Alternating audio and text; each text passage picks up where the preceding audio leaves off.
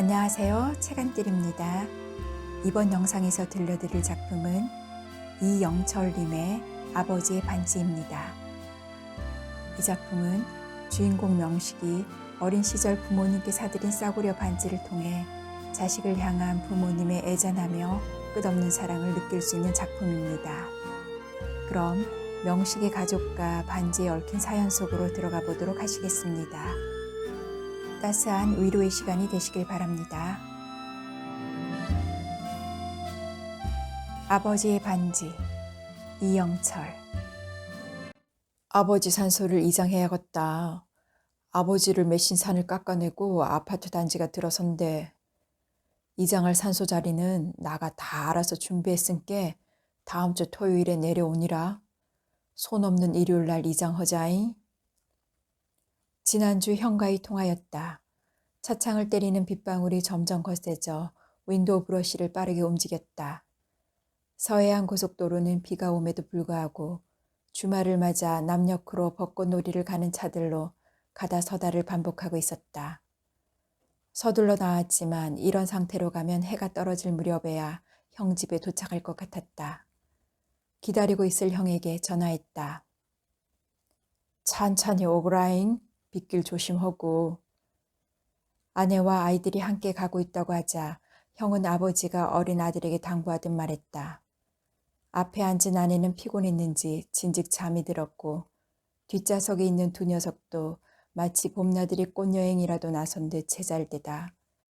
휴게소에서 우도 한 그릇씩을 뚝딱 해치우더니 어느새 빗소리를 자장가 삼아 고개를 옆으로 떨어뜨린 채 깊은 잠에 빠져 있었다. 아빠가 운전하다 졸면 큰일 난다고 참새가 조달되듯 앞다투어 요즘 유행한다는 유머 시리즈를 떠들어댄 것이 채 10분도 지나지 않아서였다.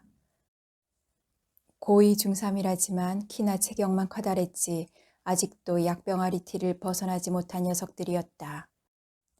막내 녀석은 아직도 한밤중에 천둥 번개가 치면 무섭다고 베개를 안고 팬티 차림으로 안방으로 불쑥 쳐들어와 아내와 나 사이를 비집고 들어오는 놈이었다. 중학교 3학년이나 되는 녀석이 눈치도 없이. 며칠 전 천둥 번개와 함께 소나기 퍼붓는 밤이었다. 그날도 아내와 나 사이에 누워서는 수염이 곰실곰실 돋아난 턱을 들이대며 헤헤거리며 크크 오랜만에 엄마젓 한번 먹어볼까? 하며 아내의 잠옷을 들쳤다. 애가 왜 이래 징그럽게. 저리 안 가? 아내는 막내의 손을 송충이 털어내듯 했고 끝내 젖가슴을 한번 만진 막내는 엉덩이가 불이 나도록 두들겨 맞고는 제 방으로 쫓겨나야만 했다. 어머니는 내가 결혼하면서부터 모시다 막내가 초등학교에 입학한 해 봄에 돌아가셨다. 그때 큰 놈은 초등학교 3학년이었다. 두 녀석은 아직도 어머니를 기억했다. 하지만 아내와 애들은 아버지를 빛바랜 사진첩에서나 보았을 뿐이었다. 아버지는 내가 10살인 초등학교 3학년 때 돌아가셨기 때문이었다. 재수 씨가 어디 노는 사람이다냐. 괜찮어. 그런 마음만 있으면 됐지. 음식이야 너그 형수하고 누이들이 해도 충분하단께. 재수 씨한테는 마음 쓰지 말라고 전해라잉. 아내라도 먼저 시골에 내려보내 아버지를 이장하는 날 산일에 올릴 음식 만드는 일을 도와주려고 했지만 형은 한사코 만류했다. 아내가 수업을 빼먹으면서까지 그럴 필요가 없다는 거였다. 아내는 여자중학교 미술교사였다. 나에게 있어 형은 아버지와도 같은 존재였다. 나이는 6살밖에 차이 나지 않았지만 시골 떼약볕 아래 가수원 일가 농사를 짓느라 고생해서 그런지 훨씬 겁늙어 보였다. 해마다 추수가 끝나면 손수 지은 쌀 몇 가마와 된장과 고추장을 비롯해 고춧가루며 시래기, 참기름 등을 올려보냈다. 그러지 말라고 사 먹어도 된다고 해도 군산에서 전자제품에 들어가는 반도체 부품 만드는 회사에 다니는 큰조카 차에 실어 서울까지 올려보냈다. 큰조카가 군산에서 시골형 집에까지 가서 그것들을 싣고 서울까지 올라오고 다시 내려가는 기름값이나 고생하는 걸 생각하면 사 먹는 게 경제적이었지만 형이 막내인 나를 생각하는 마음을 알면서 막무가내로 막을 수만은 없었다. 형 때문에 직장 다니느라 피곤한 큰조카만 적어도 1년에 한 번은 주말에도 쉬지 못하고 서울을 올라와야 했다. 나아가 니한테 해줄 게 멋이 있간디? 그나마 논바지기와 밭대기라도 있으니까 그럴 수 있는 게지. 네가 먹을 쌀은 일부러 농약도 안 쳐 메뚜기와 우렁가 미꾸리가 어깨 동무하고 뛰는 논에서 거둔 무공의 쌀이란께. 서울선 그런 쌀을 구할 수도 없은께 암만 말고 받아. 그래야 형으로서 늙으신 엄니를 군말 않고 모시고 산 재수 씨에게 그나마 체면이 설 거 아니겠어. 네 생각만 하지 말란께. 니하고 난 동기간이라 그렇다 칠 수 있지만 어디 재수 씨하고 난 그렇냐.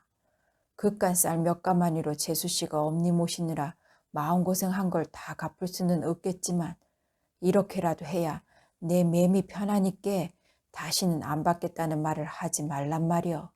내 말 알아듣겄냐? 나는 왜 지금도 형만 생각하면 늘 가슴 한구석이 짠하게 아려오고 죄스러운지 몰랐다. 형은 서울에서 제 앞가림을 하며 사는 나를 대견하게 생각하지만 난 형과 함께 있으면 내 앞에 도저히 뛰어넘을 수 없는 거인이 서 있는 듯 한없이 작아지는 걸 느꼈다. 형은 인연터울로 줄줄이 린 누나들과 나를 가르치고 생계를 꾸려가기 위해 중학교를 자퇴하고 엄마 농사 일을 도왔다. 비록 초등학교는 시골이고 중학교는 군산이라는 작은 도시이긴 했지만 형은 초등학교는 물론 중학교를 자퇴할까지도 반장과 전체 수석을 한 번도 놓친 적이 없는 수재였다. 중학생인 형이 자퇴하는 상황까지 간 그때 아버지는 근계 찾는 일에 몰두하고 있었다. 8.15 해방을 맞이하기 직전인 전쟁 막바지에 일본군이 극비리의 군산항에서 근계를 일본으로 가져가다 미군의 폭격을 맞아 고군산 열도에 수장된 군함과 미처 일본으로 옮기지 못하고 무인도 어딘가에 숨겨뒀다는 근계였다.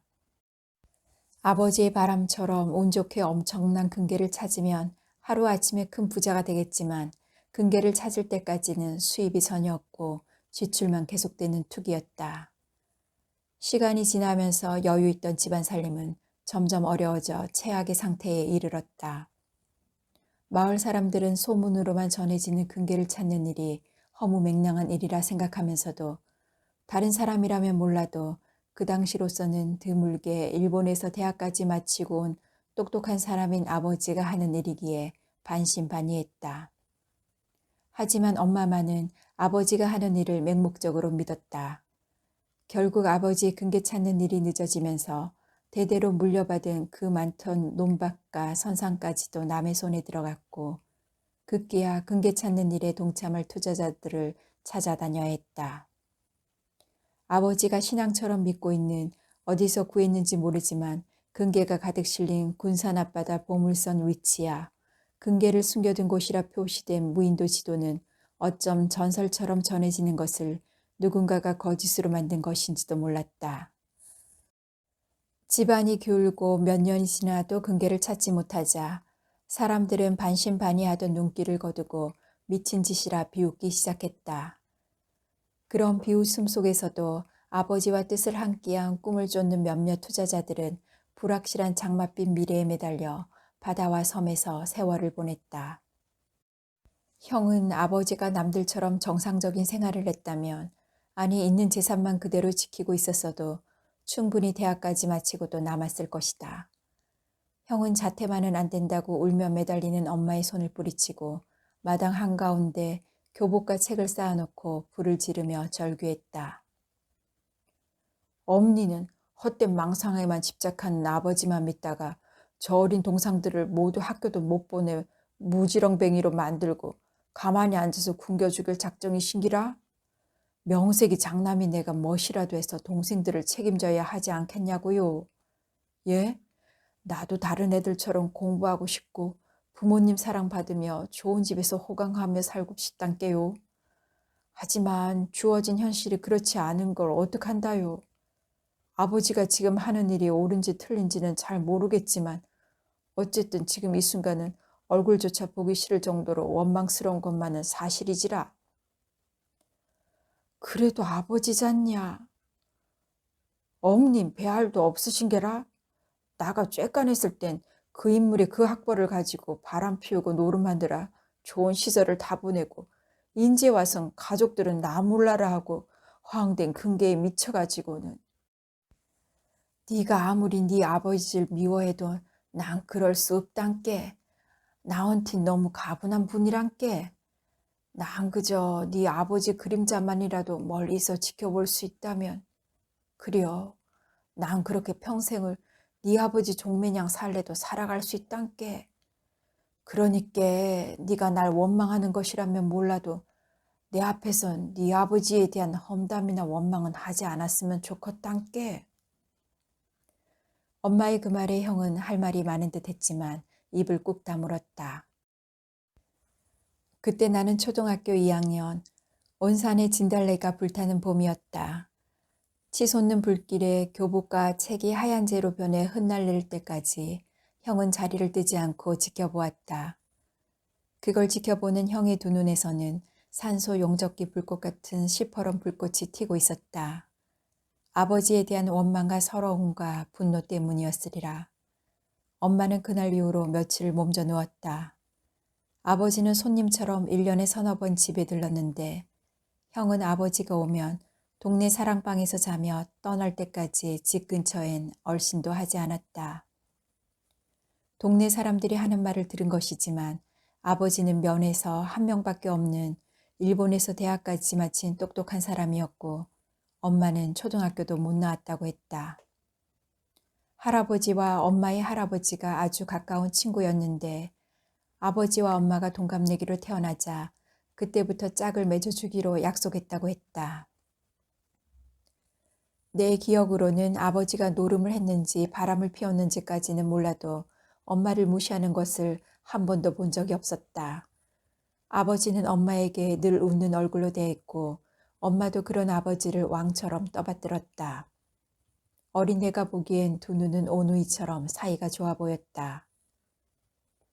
차라리 아버지가 없었으면 좋겠어. 큰 누이는 아버지에 대한 얘기만 나오면 서슴지 않고 독서를 내뱉었다. 형이 중학교를 그만둘 때 두 누이는 국민학교 6학년과 4학년이었다.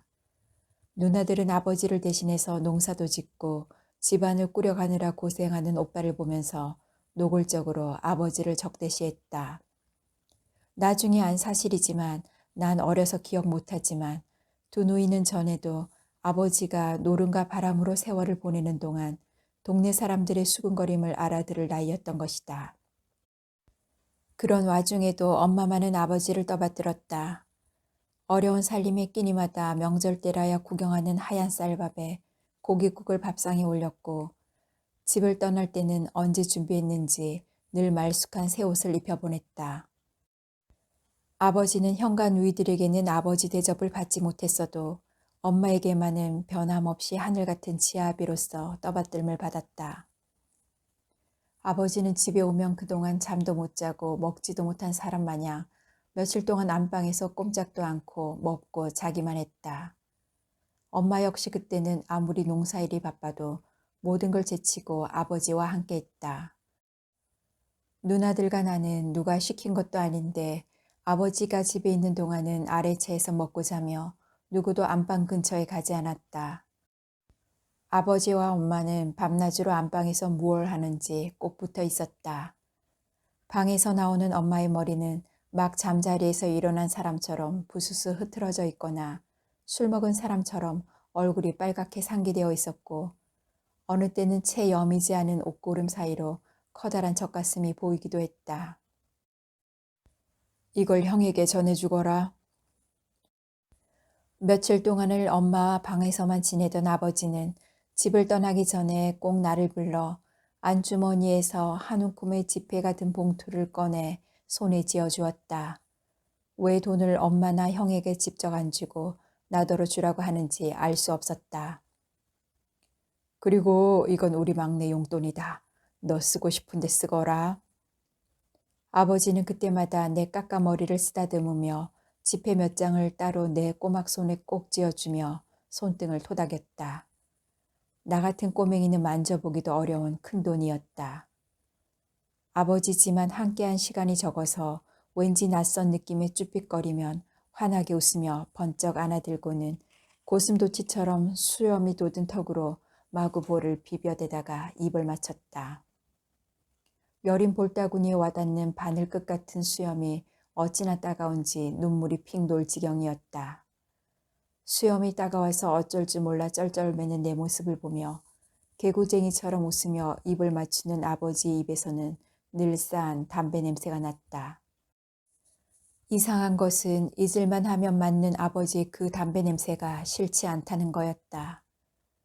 오랜 세월이 지난 지금도 아버지를 생각할 때면 그때 활짝 웃던 개구쟁이 같은 표정과 담배 냄새가 먼저 떠올랐다. 아버지는 나를 내려놓고 내 키 높이에 맞춰 쪼그리고 앉아 내 눈을 보며 말했다. 아버지의 눈은 황소처럼 속눈썹이 유난히 길고 쌍꺼풀이 깊게 드리워져 있었다. 시골에서는 보기 드문 누가 봐도 영화배우처럼 얼굴 윤곽이 또렷한 미남이었다. 막내야, 엄마 말씀 잘 듣고 특히 형 말을 잘 들어라. 아빠가 집에 없을 때는 형이 아빠나 마찬가지인 거야. 내 말이 무슨 뜻인지 알지? 네, 형이 아빠라고? 그 말이 내포한 뜻을 확실히는 알 수 없지만 어렴풋이 알 것도 같았다. 그래, 너희에겐 내가 제인이다. 특히 내 형에겐. 하지만 어쩌겠니. 인력으론 안 되는 타고난 방랑벽을 두고 봐라. 아빠가 반드시 금괴를 찾아내 남들 보란 듯이 멋지게 성공하고야 말 테니까. 아버지는 한숨을 길게 내쉬며 알듯 모를 듯한 말을 남긴 채 내 입술에 쌓은 담배 채취를 남긴 채 휘적휘적 걸어 느티나무가 있는 동구 밖으로 멀어져 갔다. 이제 또 언제 만날지도 모를 이별이었다. 나는 아버지의 뒷모습이 마을 고삿길에서 사라질 때까지 살인문 뒤에 숨어서 오래도록 지켜보곤 했다. 형에게 주라던 돈 봉투를 손에 꼭 쥔 채. 학교 다녀왔습니다. 막내 왔냐? 벽에 등을 기대고 앉아있던 아버지는 내 손을 꼭 잡았다. 조선 소뚜껑처럼 크고 튼실하던 손이 삭정이처럼 바짝 야이고 단단해 보이던 체격도 어느새 빈 부대자루를 뒤집어 쓴 허수아비처럼 뼈만 앙상했다. 시골 사람들과는 다르게 뿌옇던 얼굴도 햇볕에 그을린 것처럼 까맣게 변했다.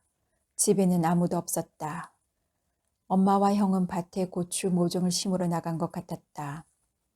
아버지 머리밭에 있는 요강은 반쯤 차 지린내를 풍기고 있었다.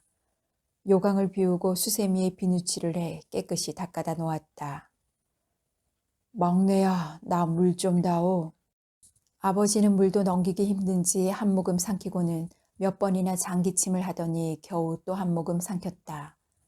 기침을 멈춘 아버지는 까맣고 움푹 꺼져 병색이 완연한 눈가에 희미하게 눈웃음을 지으며 물었다. 공부 재밌냐? 별로 재미없어요. 나는 고개를 저었다. 솔직히 하지 않을 수만 있다면 하고 싶지 않은 것이 공부였다. 하긴 재밌어서 하는 애들이 몇이나 되겠니? 그냥 다른 애들보다 뒤처지지 않을 정도만 하고 실컷 뛰어놀아라. 인생의 완성이 공부로만 된다면 몰라도. 아버지는 고개를 끄덕이며 말했다.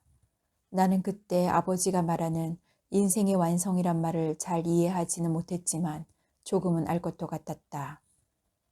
막무가내로 무조건 공부를 열심히 하라는 엄마와 다른 점이었다. 가방을 열고 학교에서 점심때 나누어준 옥수수빵을 꺼내 아버지에게 내밀었다. 반으로 쪼개 먹고 남겨둔 것이었다. 죽도 제대로 못 삼키는 아버지는 내가 가져다 주는 옥수수빵만은 그래도 어느 정도 먹었다. 그래서 매일 반씩 남겨왔다. 옥수수빵을 드리는 것은 엄마도 모르는 둘만의 비밀이었다. 너도 먹어라. 아버지는 내가 건네준 빵을 다시 반으로 쪼갰다. 사실 다 먹어도 양이 안 차는 걸 아버지를 생각해서 남겨온 것이었다. 아버지는 빵 한 조각을 떼어 입에 넣고 오래도록 씹다가 삼켰다. 뭐든 먹으면 제대로 넘기지도 못하고 토하기 일쑤였다. 그렇게 음식을 먹지 못하다 보니 하루가 다르게 야이어갔다. 병원에 보름쯤 입원해 있다가 집으로 옮긴 지 2달이 넘어가고 있었다. 아버지는 고군산 열도 근개를 찾던 배 위에서 쓰러졌는데 위암 말기라고 했다. 때가 너무 늦어 수술을 해도 소용없다며 병원에서도 포기한 상태라고 했다. 마을 사람들은 목소리를 한껏 낮춰 수군거렸다. 천벌을 받아서 저렇게 된 게야. 젊어서는 노름에 계집질에 실컷 놀아나더니 때늦게 보물선을 찾니 뭐하니 하고 헛된 꿈을 꾸더니 병들어 갈 곳이 없으니까 기어들어 왔어. 그래도 군소리 없이 지혜비를 받아주는 명철이가 참 효자는 효자요. 맞아. 그렇게 공부 잘하던 어린 것이 누구 때문에 학교도 못 다니고 지 동상들 거두었다고 그 고생을 하는디 하며 아버지 흉을 봤다. 나는 동네 사람들이 아버지 흉을 보느라 수군거릴 때마다 못 들은 척 슬그머니 자리를 피하곤 했다. 그런 날은 방죽으로 가 팔이 아플 정도로 물수제비를 뜨곤 했다. 내 눈에는 농사 짓는 다른 애들의 아버지보다 훨씬 멋있어 보이던 아버지가 이토록 아파서 초라해 보이리라고는 꿈에도 생각해 본 적이 없었다. 형은 한 집에 살면서도 아버지 얼굴을 보지 않았다. 엄마와 함께 농사일을 마치고 돌아와도 아버지에게는 인사도 없이 아래채에서 따로 밥을 먹었다. 처음에는 누나들도 엄마의 최근에 맞지 못해 아버지와 겸상을 하긴 했지만 아버지가 밥을 먹다가 요강에 대고 토악질이라도 할라치면 얼굴을 찌푸리며 탁 소리가 나도록 숟가락을 밥상에 팽개치듯 놓고 핑하니 밖으로 나가곤 했다. 어느 날부턴가는 누나들도 아래채에서 형과 밥을 먹고 아버지는 안방에서 등을 벽에 기댄 채 엄마와 나하고 겸상을 했다. 나도 처음에는 아버지가 밥을 먹다 말고 토악질을 할 때는 비위가 상해 도저히 밥이 넘어가지 않았지만 그런 일이 반복되다 보니 면역이 생겨 토악질 소리를 들으면서도 밥이 넘어갔다. 막내도 아래채에 가서 밥을 먹지 그러냐? 한 번은 아버지가 토악질을 하느라 뼈만 남은 목에 굵은 철사줄처럼 팽팽하게 돋은 힘줄이 가라앉기도 전에 말했다. 음식을 먹은 것이 없는 아버지는 요란한 토악질 소리와는 달리 요강에 쏟아낸 것은 물밖에 없었다. 아니에요. 괜찮아요. 전 아무렇지도 않아요. 거짓말이었다. 하지만 나는 일부러 아버지가 처연한 눈길로 볼 때 볼이 미어지게 밥숟가락을 떠 깍두기와 함께 우걱우걱 요란하게 씹었다. 사실은 아래채에 가서 형과 누나들과 밥을 먹고 싶었다. 하지만 나마저 아버지와 겸상을 하지 않는다면 너무 불쌍할 것 같은 생각이 들었다. 형과 누나들은 아버지를 싫어하지만 나는 어려서 철없어서 그런지는 몰라도 아버지에 대한 나쁜 기억이 전혀 없었다. 노름을 했건 계집질을 했건 집안을 돌보지 않고 밖으로 놔둔 것에 대한 가장으로서 직무유기를 한 것에 대한 평가를 내리기에는 난 아직 철부지였다. 아프기 전에 아버지가 이따금 집에 돌아올 때는 당시 시골 아이들은 구경조차 하기 힘든 장난감이나 운동화나 옷을 비롯해 생과자나 초콜릿 등을 한아름 안겨주었다. 형이나 누나들은 아버지가 주는 선물을 받지 않았기 때문에 언제부턴가는 사오지 않았다. 그러니 아버지는 엄마와 내 선물만 입이 딱 벌어질 만큼 사들고 왔다. 주먹만한 고무공도 귀하던 시절에 가죽으로 만든 진짜 축구공을 사다 주어 학교에서 일약 스타가 되기도 했다. 학교에도 없는 가죽 축구공이었다. 아이들은 내가 가지고 있는 가죽 축구공을 한 번이라도 차보기 위해 잘 보이려 가진 아양을 떨었다. 게다가 아버지가 엄마 몰래 준 두둑한 지폐 용돈은 용돈의 개념조차 모르는 시골 아이들의 대장 노릇을 하는데 결정적인 역할을 했다. 오늘 소풍 간다고? 네. 내가 같이 가지면 좋으련만. 아버지는 겨우 흰죽 몇 술을 뜨다가 숟가락을 놓고 벽에 등을 기댄 채 담배를 물었다. 엄마의 성화에도 불구하고 아버지는 끝내 담배를 끊지 못했다. 어차피 갈라를 받아놓은 사람이 뭐하러 평생을 피워온 좋아하는 담배를 이제 와서 끊어야 하냐는 것이 아버지의 주장이었다. 뼈만 남은 손가락 사이에서 피어오르는 담배 연기는 묘한 이질감을 주었다. 아프기 전 농사일에 바쁜 동네 사람들의 흙투성이 옷과 투박한 손답지 않게 말쑥한 양복에 중절모를 쓴 아버지의 뽀얗고 통통한 손가락에 끼어있던 담배를 기억하던 내게는 똑같은 담배인데도 전혀 다르게 보였다. 그때는 담배 피우는 모습이 그렇게 멋있어 보였는데 지금은 너무나 초라해 보였다. 여보, 지갑 좀 가져와. 아버지는 엄마가 서랍에서 가져온 지갑에서 몇 장 남지 않은 지폐 중에 한 장을 꺼냈다. 자, 이걸로 소풍 가서 맛있는 것도 사 먹고 너 필요한 거 사는데 쓰거라. 아버지는 내게 지폐를 내밀었다. 나는 한 번도 엄마 앞에서 아버지가 주는 돈을 받은 적이 없어서 엄마 눈치를 살폈다. 받기도 그렇다고 안 받기도 애매한 상황이었다. 아버지가 아프기 전 집을 떠나기 전에 주는 지폐들을 받을 때는 항상 둘만 있을 때였다. 아니, 아에게 무슨 그런 큰 돈을 주고 그런다요잉. 아가 어디 쓸 데가 있다고. 주려면 동전이나 몇 개 주든지. 엄마의 반응은 내 예상대로였다. 만약 전에도 아버지에게 매번 지폐를 받아 몰래 다 썼다는 것을 알면 경을 쳐도 크게 칠 것이 틀림없었다. 엄마의 반응으로 봐서는 내게 용돈을 준 것을 엄마에게 말하지 않은 것이 틀림없었다. 이 사람아, 내가 이제 언제 우리 막내 소풍 가는 날 용돈을 줄 수 있겠어. 이번이 마지막일 텐데. 지푸르던 엽력소는 다 빠져나가고 겨울의 초입에 들어선 갈참나무 이파리처럼 바짝 마른 아버지의 목소리가 손톱 밑에 박힌 가시처럼 아프게 귀에 걸렸다. 아버지는 피우던 담배를 장기침과 함께 재떨이에 눌러끄고 엄마의 눈치를 보느라 쭈삣거리며 두 손으로 공손하게 용돈을 받는 내 얼굴을 새삼스럽게 찬찬히 쳐다보았다. 그런 아버지의 시선이 낯설어 눈길을 피해 밥상 밑으로 눈을 깔았다. 어여 일어나, 해껴 늦겠다. 아빠가 주신 용돈은 한꺼번에 다 쓰지 말고 아꼈다가 학용품 살 때 쓰고. 네, 소풍 다녀오겠습니다.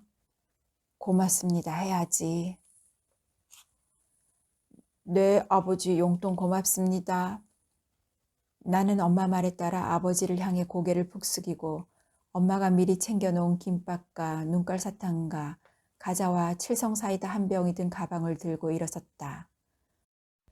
꾸벅 숙인 고개를 들다가 다시 아버지와 눈길이 마주쳤는데 아랫 입술을 굳게 물고 처연한 눈길로 내 얼굴을 뚫어져라 바라보는 아버지의 두 눈엔 금세라도 넘칠 것처럼 눈물이 가득 고여 있었다.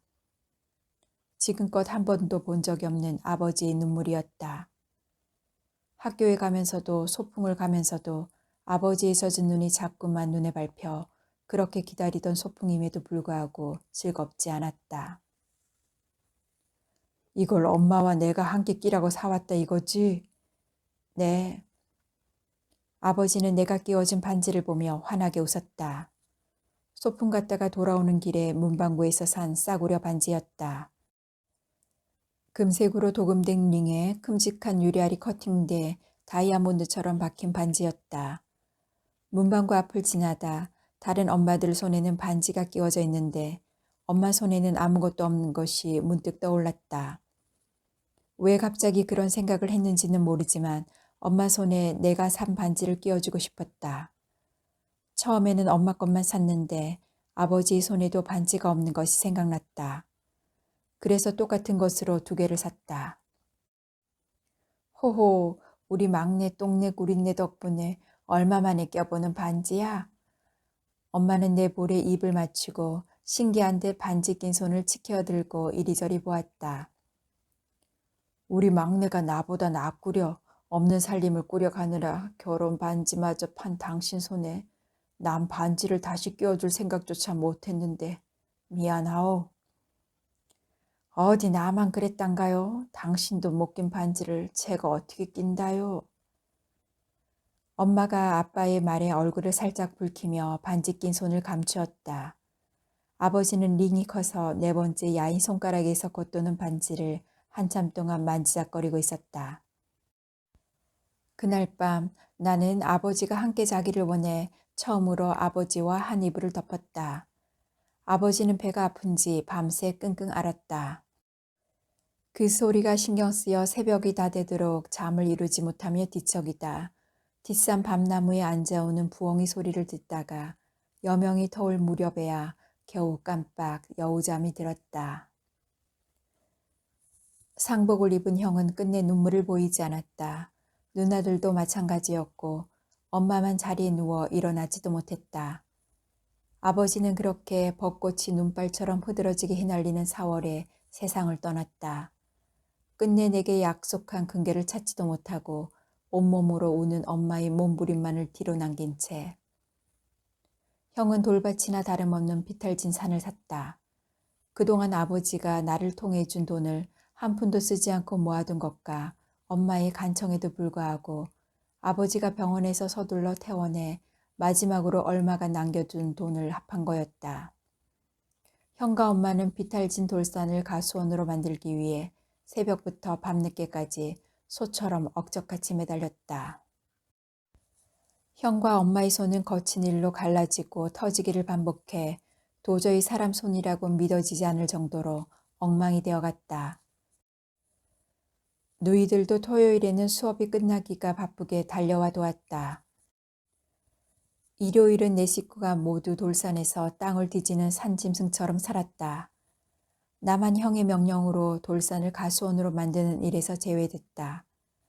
내가 할 수 있는 거라곤 땀 흘려 일하는 가족들을 위해 주전자에 시원한 물을 담아 나르는 게 전부였다. 가족이 힘을 합쳐 억척을 떨자 조금씩 논밭과 가수원이 늘어갔다. 형은 내게 넉넉하지는 않지만 공부할 수 있는 경제적인 뒷받침을 했다. 중고등학교에 들어갔을 때도 대학생이 되었어도 이제 충분히 일할 수 있는 나이가 되었음에도 아무리 가수원 일과 농사일이 바빠 고양이 손이라도 빌리고 싶을 지경이 돼도 절대로 일을 시키지 않았다. 아예 처음부터 농사나 가수원 일을 배우지 말라는 거였다. 너만이라도 공부를 제대로 해서 집안의 기둥이 되라는 거였다. 누이들도 고등학교만 졸업하고 가수원 일을 돕기 위해 대학 진학을 포기했다. 나는 일개미처럼 노동에 지쳐있는 가족들을 생각하면 한시도 공부를 게을리 할 수가 없었다. 대학 2학년 때 내게 큰소리 한 번 안 치던 형에게 딱 한 번 맞은 적이 있는데 그 사건은 내가 지금껏 살아오면서 흐트러지려 할 때마다 하나의 경종이 되었다. 그날은 학교가 끝나고 모처럼 탈춤 동아리 선후배들과 어울려 술을 마셨다. 너무들 취해 집에도 가지 못하고 단체로 여간방에 쓰러졌는데 다음날 단체로 학교 오전 수업도 빼먹었다. 점심 무렵에야 겨우 몸을 추스리고 쓰린 속들을 늦은 해장으로 달랬다. 집에 오는 동안 차멀미로 몇 번이나 헛구역질을 했다. 울렁거리는 쓰린 배를 움켜쥐고 마당에 들어서자마자 형이 마루에 앉아 있다가 벌떡 일어났다. 너 어디서 오는 중이냐? 나는 형의 물음에 입이 떨어지지 않았다. 부엌에 있다가 형 목소리에 급히 달려나온 엄마는 형 뒤에 서서 소리도 내지 못하고 뭐라고 입을 바삐 움직이며 다급한 손짓을 형 모르게 했다. 내게 무슨 말인가를 해주려 했었지만 엄마가 전하고자 하는 말을 눈치챌 수가 없었다. 다시 묻겠다. 너 지금 어디서 오는 중이냐? 형의 목소리는 평소와 다르게 이제 막 제재소 톱날을 통과해 나온 강목의 모서리처럼 날카롭게 각이 져 있었다. 거짓말을 할 수는 없었다. 동아리 선후배와 어울려 술 한잔 하다가 취해 그만 단체로 여간방에. 채 말을 끝내기도 전에 왼쪽 뺨 관자놀이에서 번쩍 번갯불이 튀었다. 어찌나 세게 맞았는지 휘청하며 달팽이관이 다 먹먹할 정도였다. 그 순간 엄마가 튕기듯 달려와 나를 덥석 얼싸안으며 형을 향해 울부짖었다. 울부짖는 엄마의 두 눈에선 시퍼런 불꽃이 튀었다. 이놈아, 네가 무엇이간데 야를, 네 동상을 함부로 때리는겨. 네 아버지는 단 한 번도 니들을 때리긴 고사하고 쳐다보는 것도 아까워서 솜털조차 건드리지 않았어. 쬐깐한 막둥이를. 남들 맹크로 제때 제대로 먹이지도 입히지도 못한 그런 불쌍한 것을 네 놈이 왜 때리는겨? 네 아버지도 안 때린 매를 네가 무슨 자격으로 행사하는겨? 천하의 불쌍한 막둥이를 때리려거든 나를 패라 이놈아. 차라리 나를 패. 엄마가 떼떼기 같은 여린 몸매로 자신의 몸 2배쯤이나 되는 왕치만한 나를 온몸으로 부둥켜 안고 주먹으로 자신의 가슴을 펑펑 치며 몸부림치는 것을 보며 절규를 들으며 나는 뭐라 형용할 수 없는 연민으로 불쑥 뜨거운 응어리가 치밀어 올라 가슴이 꽉 막혀왔다. 형에게 맞아 아직까지 고막이 먹먹한 귓뺨의 아픔보다 아버지에 대한 아픈 기억이 엄마의 처절한 몸짓이 울부짖음이 더 가슴을 먹먹하게 했다. 처음 느껴보는 엄마의 모습, 매일 보아왔던 엄마의 체구가 그날따라 그렇게 작아 보일 수 없었고 미처 모르고 지나쳤던 흰 머리카락이 여기저기 보이고 얼마나 다급했는지 신발이 벗겨진지도 모르고 달려와 부둥켜 안고 절규하고 있는 이 여인이 내 어깨 정도밖에 와닿지 않는 키에 바짝 마른 쑥부쟁이 같은 여린 몸매의 여인이 진정 내 엄마의 모습이었단 말인가. 온몸으로 형의 시선을 막고 있는 엄마의 손을 잡은 나는 또 한 번 놀라지 않을 수 없었다. 손바닥엔 개울가 차돌멩이처럼 동그랗고 단단한 굳은 살이 박이고 손가락이 갈기처럼 굵고 손가락 마디가 옹이진 늙은 소나무 등걸처럼 거칠고 굵었다. 엄마. 나는 심장이 터질 것만 같았다. 어쩌면 가장 가까이에 있었기에 모르고 지나쳤는지도 모르는 엄마라는 실체이자 존재감이었다. 얼굴이며 행동거지 하나까지 아버지를 그대로 쏙 빼닮았다고 나를 보며 마치 아버지를 보는 것 같다며 막내지만 조심스러워하던 엄마였다. 어떨 땐 잠든 내가 깰새라 조심스럽게 얼굴을 쓰다듬거나 손을 잡고는 손등에 입맞춤을 하던 엄마였다. 엄마는 나를 통해 먼저 간 아버지에 대한 그리움을 위로받고 있는지도 몰랐다. 형은 그런 엄마와 나를 처연한 눈길로 쳐다보다 이제 막 노을이 번지는 핏빛 하늘을 올려다보며 마당 한가운데 우두망찰 장승처럼 서서 깊은 한숨과 함께 쓸쓸한 담배 연기 한 자락을 허공을 향해 길게 내뿜었다. 명식이 자냐? 들어오세요. 형이었다. 나는 누워있다 벌떡 일어나 이부자리를 구석으로 밀었다. 간밤에 마신 술의 여독으로 아직 속과 머리가 개운하지 못한 상태였다. 방에 들어서는 형에게서 소주 냄새가 역하게 풍겨왔다. 형에게서 술 냄새를 맡기는 처음이었다.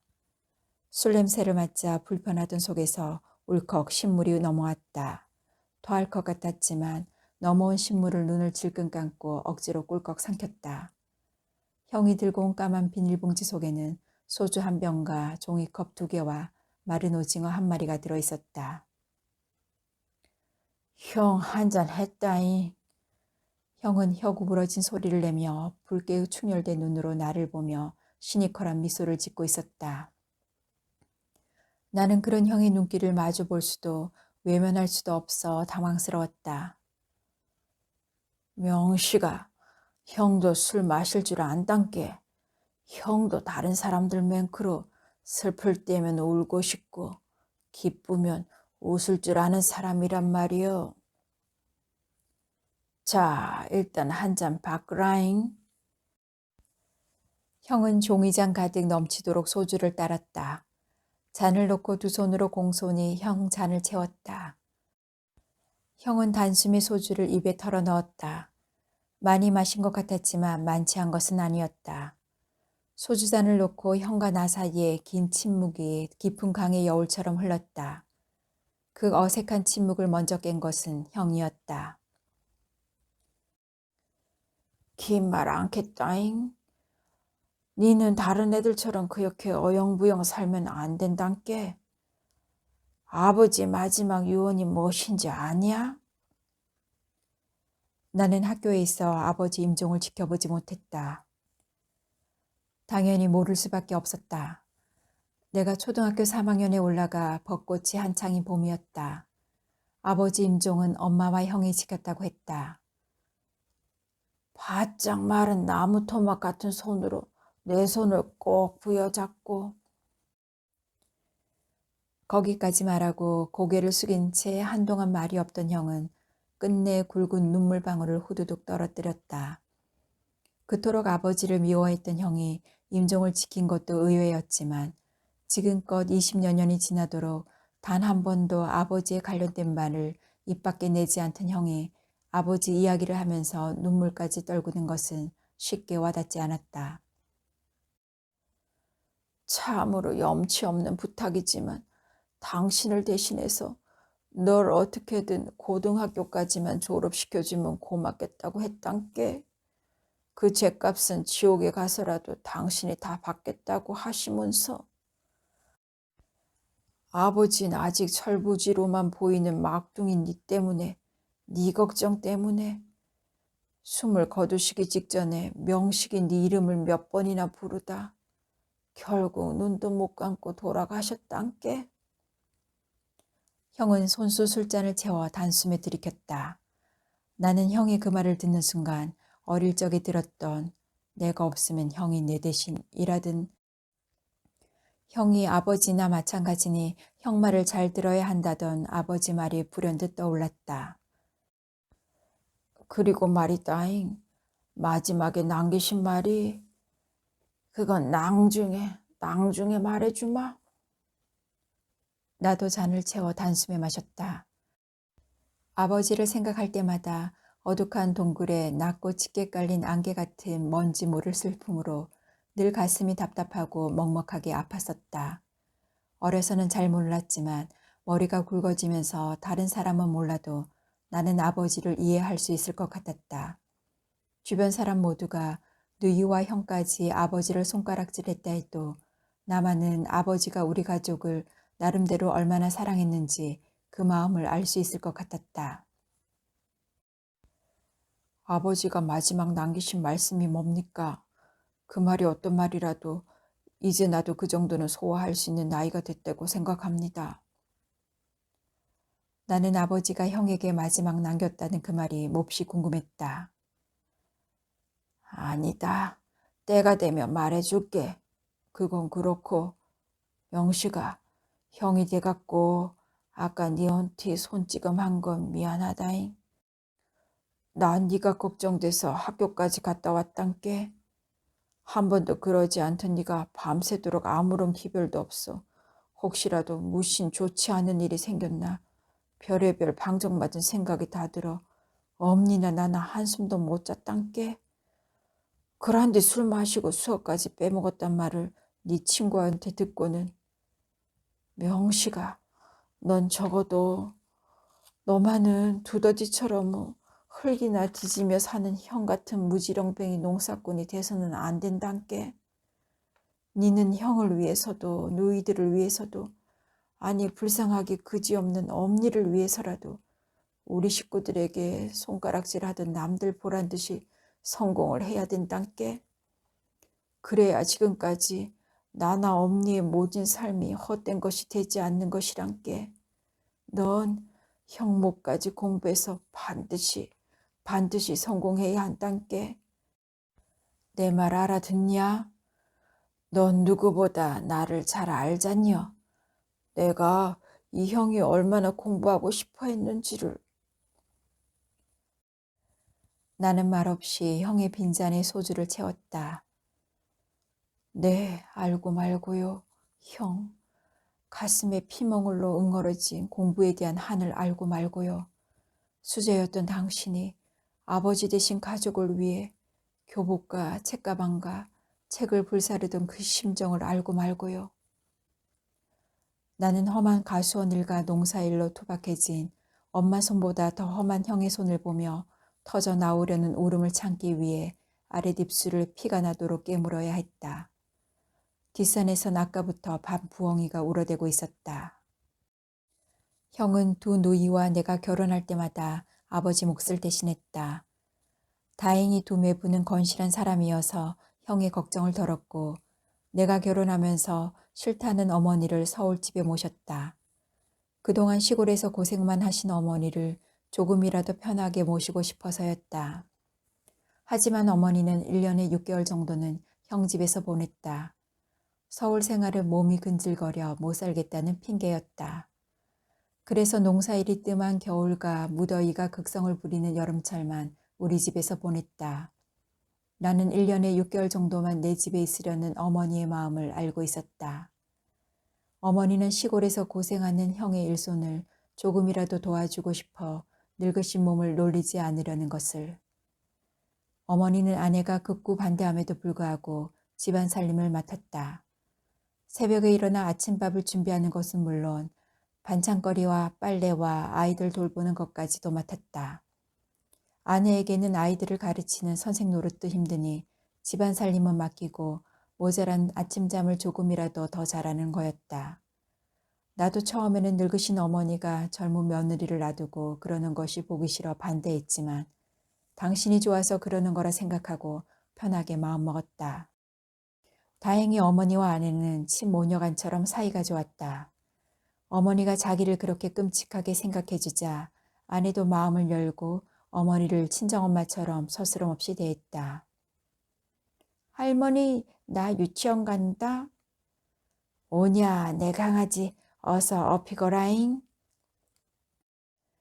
이제 7살 된 덩치가 어머니만한 큰 강아지는 신발 주머니와 가방을 들고 헤헤거리며 쪼르르 달려가 쪼그리고 앉아있는 어머니 등에 찰거머니처럼 덥석 붙었다. 어머니는 아침마다 큰 놈을 동네 유치원까지 업고 갔다가 유치원이 끝날 시간이면 기다렸다가 슈퍼에 들려 아이스크림을 하나 입에 물려 역시 업고 왔다.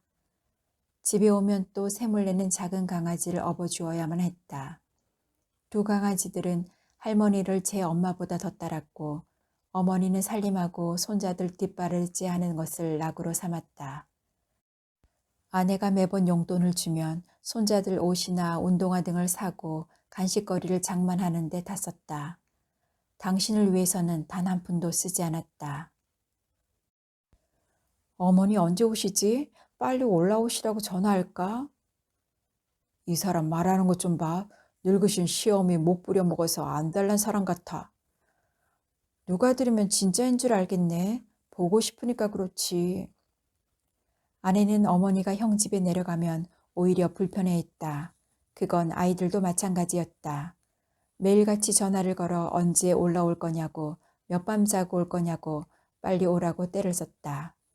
그러던 어머니가 어느 날 갑자기 화장실에서 지병이던 심근경색으로 쓰러져 손 쓸 새도 없이 우리 집에서 세상을 떠나셨고 아버지 산소에 합장했다. 오래전부터 형에게 그렇게 부탁했다는 거였다. 죽으면 꼭 아버지와 함께 묻어달라고. 아버지가 신혼 초부터 바람이나 딴 살림을 차려도 단 한 번도 싫은 내색을 하지 않던 밤새도록 노름을 하고 새벽에 들어와도 군소리 한마디 없이 해장국을 끓여 바친 어머니였다. 아버지를 향한 어머니의 한없이 착한 그런 심성이 결국은 아버지로 하여금 어머니 곁으로 돌아오게 했는지도 몰랐다. 어머니 관을 묻을 때 가장 슬피운 것은 형도 누나들도 나도 아닌 아내였다. 그렇게 매사에 똑 부러지고 냉철하던 아내가 화관하려는 어머니의 관을 붙잡고 어찌나 슬피 우는지 장례를 치르는 우리 가족과 친척 모두가 아내 때문에 어머니를 여인 슬픔이 배가 됐다. 어머니와 아버지를 합장한 산소 주변은 형이 상가들에서 캐다가 심은 야생아들로 만발했다. 산소로 들어서는 초이 100여 미터 길 양쪽에 심은 삼벚꽃도 어느새 우람하게 자라 바람이 살랑살랑 불 때마다 하얀 꽃잎을 눈발처럼 흩날렸다. 누가 보아도 정성껏 가꾼 흔적이 역력해 보이는 양지 바른 산소였다. 죄를 지내고 지간의 명에 따라 산일을 하는 사람들이 봉분을 드러내고 아버지와 어머니를 합장한 석관을 땅 위로 올렸다. 모두가 지켜보는 가운데 지간이 관뚜껑을 열었다. 엄마, 어머니. 누나들과 아내는 석관 속에 백골만 남은 채 나란히 누워있는 아버지와 어머니의 유골을 보고는 울음을 토해냈다. 지간은 산소 잔디에 창호지를 넓게 펴고 아버지의 머리뼈부터 아래로 하나씩 맞춰갔다. 이제 세월이 많이 흘러 잔뼈들은 사가 없어지고 큰 뼈들만 남은 아버지의 유골이 눈부신 햇살 아래 전체 윤곽을 잡아갔다. 그때였다. 아버지의 유골을 맞추던 지간이 뭔가를 치켜들고 이리저리 살펴보다 고개를 갸우뚱하며 말했다. 이게 뭐단강? 분명 유골은 아닌 것 같은디. 지간의 말에 누나와 아내가 지간 옆에 쪼그리고 앉아 지간의 손에 들린 것을 같이 살펴보았다. 나도 궁금증이 일어 지간 옆으로 다가갔다. 지간이 연신 고개를 갸우뚱하며 말했다. 반지 같기도 하고. 반지요? 큰 누나가 지간의 말을 되물으며 지간의 손에 들린 동그란 형태의 것을 가져다 수건으로 세심하게 닦기 시작했다. 오랜 세월 덕지덕지 묻은 흙과 녹이 닦여나가자 정말 반지 형태가 드러났다. 반지의 한가운데 있는 콩알만한 보석 같은 것이 봄 햇살을 받아 반짝 빛을 발했다. 어머나, 정말 반지 맞네. 순간 큰 누나의 얼굴이 놀라움으로 출렁였다. 작은 누나와 아내도 방금 전까지 슬픔에 잠겨있던 모습은 온데간데없고 뜻밖의 석관에서 나온 반지에 호기심이 가 있었다. 반지의 링은 작아서 금방이라도 부서질 것처럼 형태만 남았지만 다이아몬드처럼 생긴 알마는 전혀 손상이 없었다. 잠깐, 여기 묻힌 손가락 부분에도 똑같은 게 있네. 지간이 이번에는 어머니의 유골에서 방금 전과 똑같은 반지를 집어들었다. 이번에는 작은 누나가 황급히 수건으로 닦기 시작했다. 어머니의 유골에서 나온 반지는 아버지 것과 똑같았다. 누나들과 아내는 무슨 영문인지를 몰라 서로의 얼굴을 보며 어리둥절해했다. 그건 나 역시도 마찬가지였다. 아버지는 몰라도 어머니 입간때는 나도 분명히 있었는데 어머니의 손가락에 반지를 끼워준 기억이 없었다. 아무리 생각해도 이해가 되지 않는 일이었다. 나는 두 개의 반지를 손바닥 위에 올려놓고 유심히 쳐다보았다. 순간 뭔가 분명 머릿속을 반짝 스쳐 지나가는 것이 있긴 했는데 김이 서린 거울에 비친 사물을 보듯 명징하게 잡히진 않았다. 처음 보는 것인데도 이상하게 낯선 느낌이 들지 않는 반지였다. 주변에 있던 친척들도 난데없는 두 개의 반지 출현에 잔뜩 호기심이 어린 표정이었다. 그때였다. 그때까지 한마디 없이 서 있던 형이 입을 열었다. 그 반지는 두 분께 내가 끼워드린 거다. 사람들의 시선이 일시에 형에게 쏠렸다. 형은 내 손에 들려있던 반지를 가져가 손바닥에 올려놓는가 싶더니 꼭 쥐었다. 그렇게 반지를 쥐고 모두의 시선을 받으며 한동안 말이 없던 형이 갑자기 주르르 눈물을 흘렸다. 투명한 봄 햇살이 가득한 분분히 날리는 하얀 벚꽃 속에서 막둥아, 닌 아직도 모르겠냐잉? 이 반지가 어떤 반지인지? 그 순간 나는 벼락을 맞은 듯 온몸에 전율을 느꼈다. 아, 맞다. 그 반지. 나는 형 손에 들려있는 반지를 황급히 가져다 손바닥 위에 올려놓고 다시 한번 보았다. 그랬다. 두 개의 반지는 내가 초등학교 3학년 때 소풍 갔다가 돌아오면서 문방구에서 사서 아버지와 엄마에게 끼워드렸던 싸구려 반지였다. 벌써 몇십 년 전의 일이었다. 그런데 어떻게 이 반지가 여기에 있는 것일까? 나는 영문을 몰라 형을 보았다. 아버지는 숨을 거두기 직전에 내 손을 꼭 잡고 그동안 당신이 잘못 살아온 것에 대한 용서를 빌었고 명의와 명예 니들에게도 못난 애비를 용서해달라 전한다고 부탁했단께. 그리고 마지막으로 명식이를 우리 막둥이를 고등학교까지만이라도 졸업시켜달라는 말과 함께 막둥이가 소풍 때 사온 이 반지를 꼭 함께 묻어달라고 하셨고, 마지막 숨을 몰아쉬는 그 순간까지도 명희와 명예 니들을 그렇게도 애타게 찾으며 이름을 부르며 눈도 감지 못하고 돌아가셨단께. 특히 어린 막둥이 명식이 걱정해. 아버지, 아빠. 형의 울먹이는 말에 그제야 처음으로 누나들 입에서 오열과 함께 아버지, 아빠 소리가 동시에 튀어나왔다. 지금까지 우리 가족에게 있어 아버지에 대한 말은 약속이나 한 것처럼 금기시되어 있었다. 특히나 누나들은 더 심했다. 재물을 직접 준비해와 음식을 만들던 어머니의 제사와는 달리 아버지 제사 때는 형수 혼자서 음식을 장만했고, 누나들은 형수와 시누이인 아내 때문에 체면상 마지못해 형식적으로 제수거리 비용으로 돈을 얼마 보내고 제사에 참석했다가 끝나기가 바쁘게 돌아가곤 했다. 지금껏 두 누이에게 있어 아버지란 기억에서 지워버리고 싶은 차라리 없느니만 못한 존재였다. 엄니 유품을 정리하다 수건으로 몇 겹이나 정성껏 싼 것을 발견하고 풀어보니께 아버지 반지와 똑같은 것이 있어. 직감적으로 막내가 소풍 때 사와 두 분 손에 끼워준 반지란 걸 알았단께. 그래서 엄니 입간 직전에 너희들 모르게 내가 끼워드렸단께. 니들도 알다시피 두 분은 얼마나 사이가 좋았냐. 돌아가셔서도 나란히 누워 어린 막둥이가 사온 똑같은 반지를 끼고 있으면 얼마나 좋을까. 내 나름대로 생각했단께. 아버지, 엄마. 나는 끝간데 없는 저 가슴 깊은 곳에서부터 솟구쳐 오르는 오열을 참으며 반지를 진 손을 가슴에 모아쥐고 속살이 파헤쳐진 봉분 앞에 주저앉았다.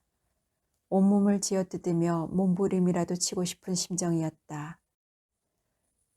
그때까지 태어나서 처음으로 겪는 낯선 풍경에 멀뚱한 눈길을 주고 있던 큰놈과 막내의 두 눈에도 반짝 이슬이 맺혔다. 형의 말을 듣고는 할머니 등에 업혀 유치원을 가고 오고 아이스크림을 물고 희희대던 아련한 철부지 시절의 할머니 모습을 떠올리기라도 한 것처럼 산벚꽃이 눈발처럼 분분히 날리는 4월의 눈부신 햇살 아래